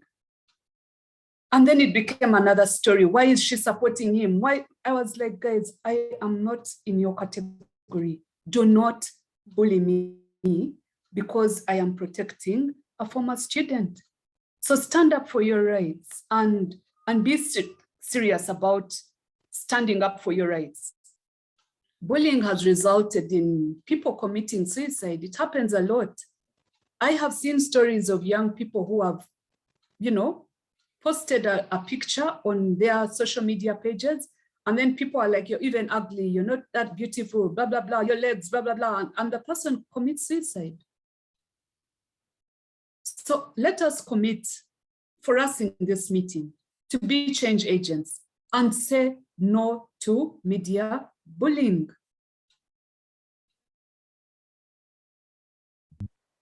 Thank you, Dr. Sabrina, for that input. In fact, somebody has mentioned, I think it's Joanne, she says, I think we should also take time to watch the documentary, The Social Dilemma. It talks about so many issues about social media. It's very interesting that the treatment for social media will be found on social media most of the time. So it's a catch-22, so to speak. And I also I'm very passionate about mental health. I'm very passionate about pretty much the work that you're in infectious diseases and public health and making sure that, we live in a better world. But yes, someone is saying social media bullying is true and it is there. What I would maybe advise some of the young people on the chat is monitor the amount of time. Even your phones have, they have a timeline. Or you can say, I'll be on Instagram for 10 minutes and then move on to Facebook for 5 minutes and follow that, the phone alarm when it goes off. Do not get into it any longer. I think that's one way to help you not get sucked into the rabbit hole, because you start Googling, maybe you've gone to talk about you've gone to Google Dr. Sabrina, then you notice she's a pediatrician, then you say, what is a pediatrician? And then after that, you find that you're actually now Googling, I don't know, death of babies, or it goes on and on and on. And so one of the questions are less now. They're not coming in as fast as I think you've answered a lot of the questions. There are people saying limit your screen time. A lot of the people in the chat are very grateful for your insight, Dr. Sabrina. One second. So while we get to, yes, so The Real Pursuit of Excellence is the title of the book. It can be bought at only 50,000 through Dr. Sabrina's mobile money number, and it can be delivered. I think this is information you can find on the chat. It can be delivered to your residence. So I wanted to also ask that obviously no two mental health struggles are the same. No, what I am afraid of or what manifests as difficult for me may not necessarily be difficult for another person. For example, if I lost my job, I might take a beating because mentally take a beating because that is something that means the world to me. And yet another person might, lose their job, and then they're like, okay, that's clearly a door that has been closed by God. Now I need to move on to the next thing. How would you advise a person? Yes, we're talking about the fear of missing out and all of that. And also the fear, there's a lot of comparison that goes on in different people. My question would be, how do you know not to compare yourself with someone else's struggle? What are the things that you can do to remind yourself that, okay, this person is different, or maybe they're dealing with this differently than I am? What things would you tell someone to look out for to be able to handle going through a similar situation with someone, but handling it differently and being okay with that, with how they handle it? First of all, I liked how you said that no two mental health problems are the same for each individual. And that all depends on your internal wiring. And wiring means you have a different genetic makeup, you have different parents. We are all individuals, you'd be surprised. That whereas we have 46 chromosomes as human beings, we have different genes that decide on how we all live. We've also experienced different situations in life. Some have prepared us for eventualities, and some have not prepared us at all. So resilience is that one thing that helps you to keep going. What can you do as an individual? How can you remain calm amidst a storm? And like I said, religiosity, the fear of God, the belief that there's a higher power that you can trust, that irrespective of what happens, I will sail through this storm. The capacity for you to be able to learn how to fish and not wait for the fish to be put on your table is so important. But who does that for us? Who makes us who we are? Is it just our genetics, or is it the environment in which we live? I know that people have had this argument that when our parents throw us into boarding school, into the traditional schools that many of us went to, then we become resilient. We learn that we have to struggle, survive, learn how to, fend for ourselves. And then other people argue that, parenting is nurturing. Those people who stayed with their parents until they were at university, they are calmer, they are better, they are more, So there's no one answer and there's no one, suit fits all. It's all trial and error, but at the end of the day, there are principles that we must follow. And for me, the basic principle is every child deserves to reach their fullest potential. We are no longer talking about survival. We are talking about thriving, and even beyond thriving, reaching the continuum of life in a dignified manner. We are talking about how can you be born in a society and grow up and become old and retired and still live a dignified life. I look at my own mother, who is a retired nurse. She's 82, but she's comfortable. She doesn't struggle for food, let alone the fact that she never received her pension. But thank God she has children who can fend for her and support her and buy her whatever she needs. I'm sure if she asked for a ride on Jeff Bezos, of course we can't afford, but if we could, if that is what she desires. So it's a continuum of care, and we all need to ensure that every single human being gets universal health access. And universal health access is not just preventing infectious diseases, preventing non-communicable diseases, but also caring about their emotional stability and their mental health. Thank you.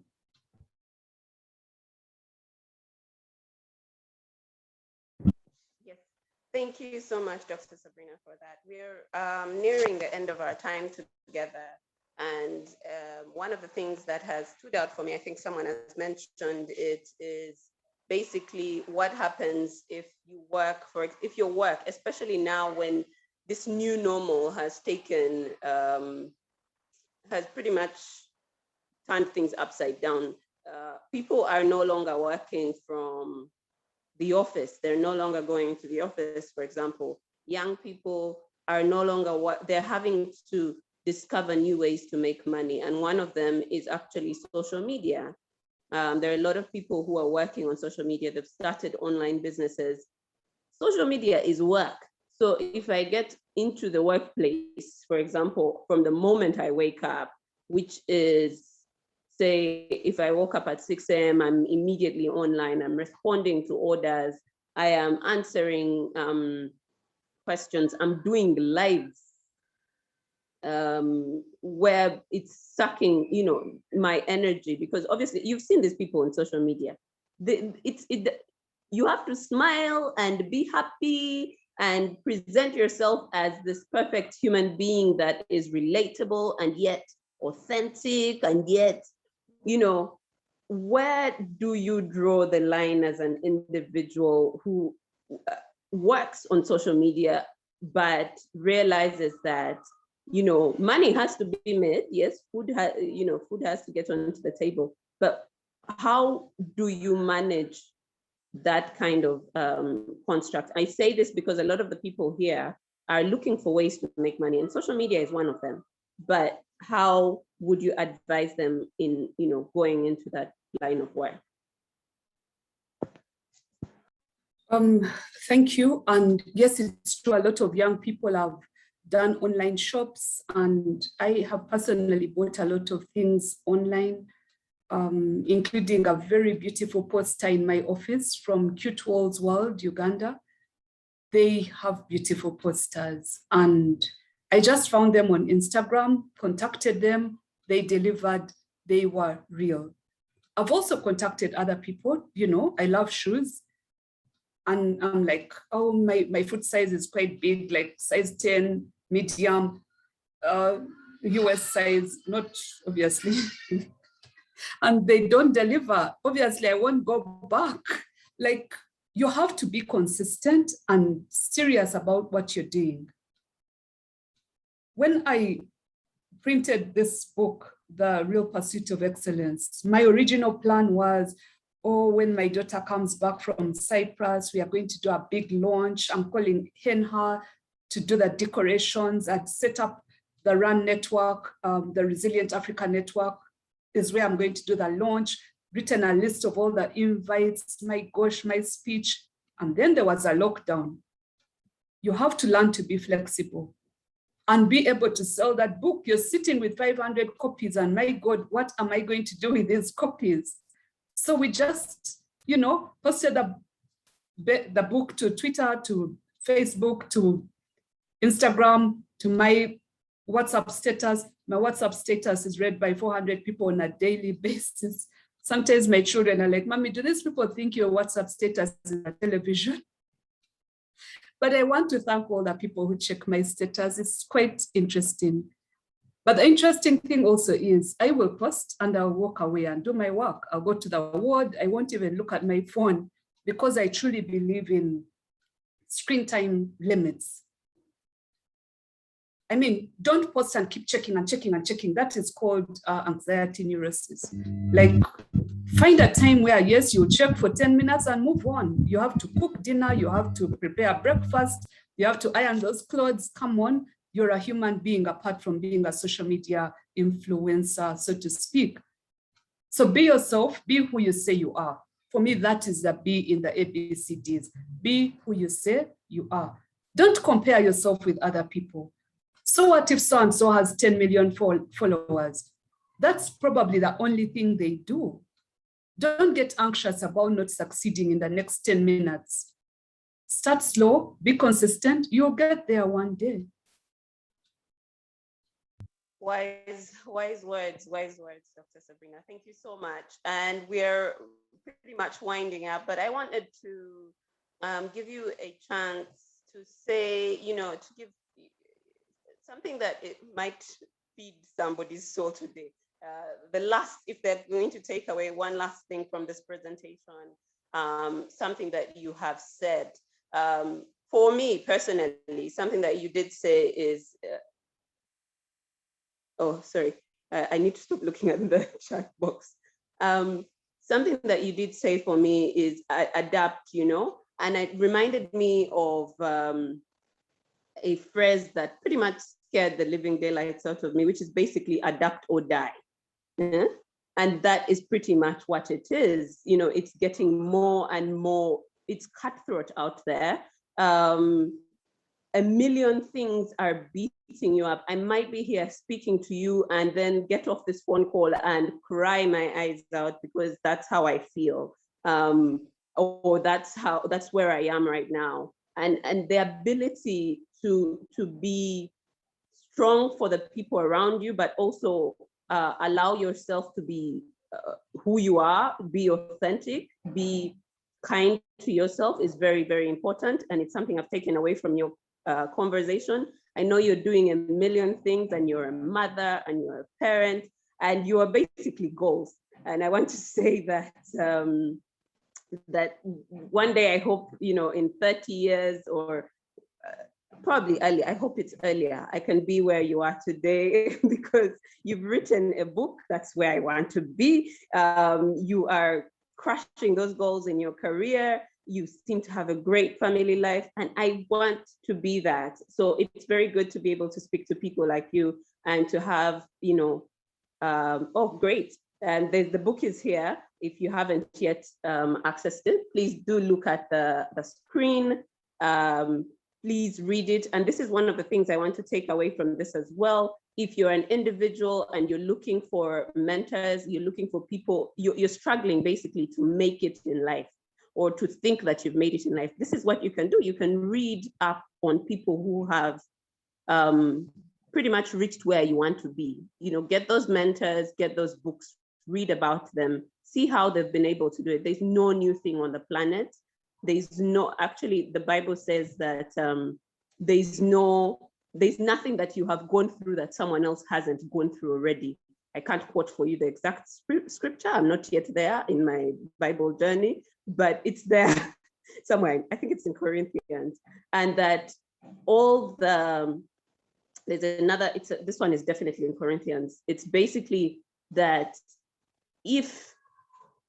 that God comforts us, that we may be able to comfort others with the same amount of comfort that he has given us. I can't quote the exact scripture. I apologize. I should have pulled out the scriptures earlier. But yes, the Bible is for me, and speaking from what you have talked about, also, I understand that you're a great Christian. You've been able to show us that if you put God first, if you take care of yourself, yes, you might be falling apart, but there's a higher power. There's a reason for why you're here. And yeah, at the end of the day, it is either adapt or die. It is sad, but it is true. So I want you to give the last couple of words to our audience and let them know what their final, your final word on what mental health is and what your take is. Tracy, first of all, let us all celebrate you and give you a big clap if you can, guys. Thank you so much for moderating this session in an amazing way. And I also want to thank Dr. Joan Kwesgabo. Thank you, Joan, for inviting me. This has been beyond my expectations. And to everyone who presented or shared in the chat, thank you for your experiences, for the questions, because it has made this conversation a lot easier to take. In terms of mental health, please understand that each of us could tip off into mental illness, and the ability for us to be able to survive anxiety, stress, etc. will depend a lot on the next action. It's so important for you to seek help. In this day and age of the COVID-19 pandemic, a lot is happening. There's a lot of grieving, As a doctor, I have lost quite a number of colleagues, people who we were close to, people I grew up with, and it's tough. So we all need to be in this together. Like you said, adapt or die. I prefer the one that if you don't change, change will change you. Do not be fixed in your modus operandi. Be flexible. The new normal is to work from home. And also the new normal is to be sent on lockdown after lockdown after lockdown. The people who are resilient are the ones who are going to survive. Whatever you do it to the best of your ability. If you forget everything I have said, please remember that whatever you do it to the best of your ability, because first impressions really matter. Thank you very much. Thank you so much, Dr. Sabrina. I'm going to hand over to the moderator in a few minutes, rather right now, actually. Much for everyone for making the time to be here. Thank you for supporting Rotaract. I'm not a member of Rotaract, but my sister is, and she lives there. So thank you so much for everything, and thank you for this very pertinent topic. It is, it is a problem in life, but a luta continua, yeah? Over to you, I think it's John, you said? Yes, thank you very much. Our speakers, Dr. Sabrina and Ms. Tracy Ahumuza, it has been a very, very wonderful event. I hope all of you can hear me right now. Before we conclude, we have a few things left on our agenda. But before that, Dr. Sabrina, I have a concern. Is it possible for you to share your PowerPoint presentation with us, with everyone on the meeting, so that they can be able to send it around in case there is anyone who wants to have information about what we've spoken about, but we are unable to explain to them exhaustively. So is it possible? Yes, it's possible. I will share it with Dr. John. Yes, that's okay. All right. All right, thank you. So Dr. John is going to be sending it around, and whoever is interested in it, please take a copy, send to a friend, send to a relative. The information we've gotten today is very, very useful and crucial. So without taking time, the vote of thanks has been done by our speakers. So we are going to move on to recognition. The vote of thanks, sorry. The vote of thanks from Dr. John. The previously were remarks from the Dr. Sabrina and Miss Tracy. So Dr. Joan herself is going to give us a vote of thanks for the speakers, for whoever's been around, and give us 1 or 2 words that you'd like to leave with us who are on a call. Eventually, we shall continue to recognize the different people who have been in attendance from the different regions, from the different universities, our leaders from Asamu, our leaders from Rotaract. Thank you very much. So Joan, please take on the platform, give us a vote of thanks, and then the recognition shall come in thereafter by Douglas. Thank you so much, John, for everything you've done for us today. Wow, this has been a wonderful and thorough all-round discussion, quite much more than what I had expected. Thank you all for being here. To Dr. Sabrina and Tracy, thank you so much for sparing your time to share with us your knowledge and experience on this very sensitive topic. Youth have had several challenges in mental health even before the COVID situation. The COVID situation has brought it out even more. Thank you so much, Tracy, who is also my sister. I think I'm the sister she's referring to in Rotaract, for ensuring the perfect flow of this discussion. Thank you for bringing out more concerns and questions that have helped us understand the topic better. Dr. Sabrina, I don't even know what to say. When I met you, I was starstruck because you're so amazing and you're down to earth. Thank you so much for sparing your time to share with us a wonderful presentation. Thank you for answering the question so diligently. From your presentation and your book, The Real Pursuit of Excellence, having read it myself, we can't stress the importance of self-care and self-love, and also we must care for others as well. Thank you so much for being a role model and a mentor to so many youth. Keep creating the impact you're making. So honored to present you with a small token of appreciation. I think we have some e-certificates that Gloria is supposed to be projecting now. I don't know if she's still on, but as the Rotaract clubs and Asamu, we have prepared for you e-certificates as a token of our appreciation. Thank you so much. I'm so glad to know that Tracy is your sister, Joanne. You have amazing parents who are awesome role models. Thank you so much. Yeah, a bit, but yes, thank you, Dr. Sabrina, for being good role models. I've also sent the presentation to the chat room. I don't know if you received it, guys. You can download it. She had hysterectomy done due to endometrial carcinoma. Can we mute our microphones if we are not talking? Okay. All right. Thank you very much. So what we are going to do is continue to the recognitions. First, I would like to thank the ICT team of Makerere University Business School that has enabled this meeting to be able to happen, providing us with the links, being able to use their platform to host our meeting. It has been very useful, very purposeful. Would also like to extend our recognition to the different lecturers, the patron of Asamu, the assistant patron of Asamu, which is lecturer or Mr. Kasim Alinda and Professor Stephen Kundabanyanga. The various Asamu alumni recognize your presence. Thank you very much for being here. Mr. Sandy Samuel, thank you very much for enabling this to happen.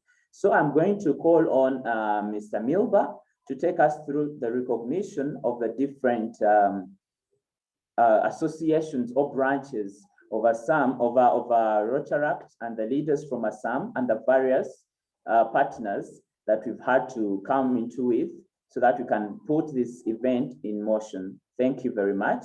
You could step on and speak. Mr. Milba from Makerere University is the president of the Rotaract over there. So take charge. Okay. Thank you very much, John. As you said, I'm Milba Region, president of the Rotaract Club of Makerere University, and I'll just be doing a brief roll call of the clubs in the house. Today we were joined by very many Rotaract clubs, including also Rotary clubs. So I'll start with the Rotary clubs very fast. Today we were joined by Rotary Club of Nigeria.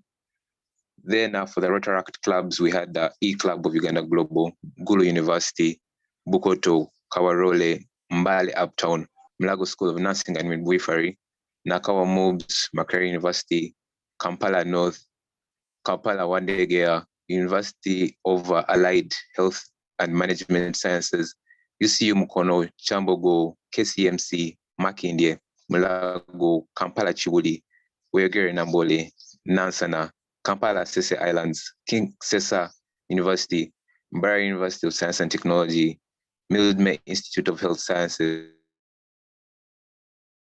Nigeria, Bunga, Kololo. If I have not mentioned your club, please do register it in the chat room for a final call. As John had said, a special recognition to a couple of people, even who's the patron there, Mr. Kasim Alinda, the assistant patron, Levi Tukey Otimong, the president of Asamu himself, Hanifa Mpata and Bruno Mwebaze. Those are alumni of Asamu itself. Then back to Rotaract and Rotary, we had a couple of change maker presidents. These are the current presidents of this year, 2021 to 2022.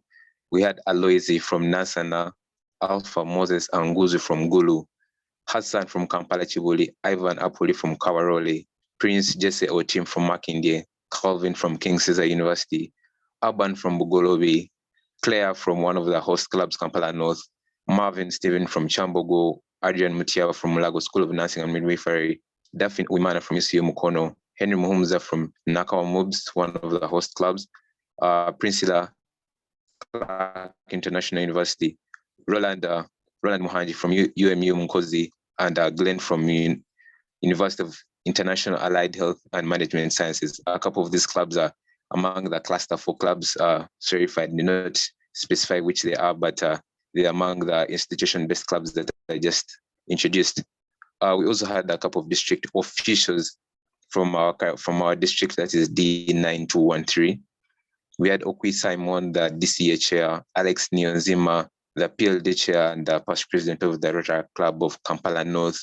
We had Jojo Kabyesiza, the PA to the governor, and we had Sharon Nachimera, the Roli chair, that is Rotary Ladies Initiative. Also, I would like to also recognize a couple of people also who joined us today. We had Jonathan Mulunji from the Masaka Regional Hospital, COVID-19 treatment unit. And also the organizations we had in the house. We had Asamu, Heaven Mental Health Foundation, and the KCCA. Not forgetting all other professionals I saw who introduced themselves in the chat room. We thank you very much for joining us today. Much appreciation. Back to you.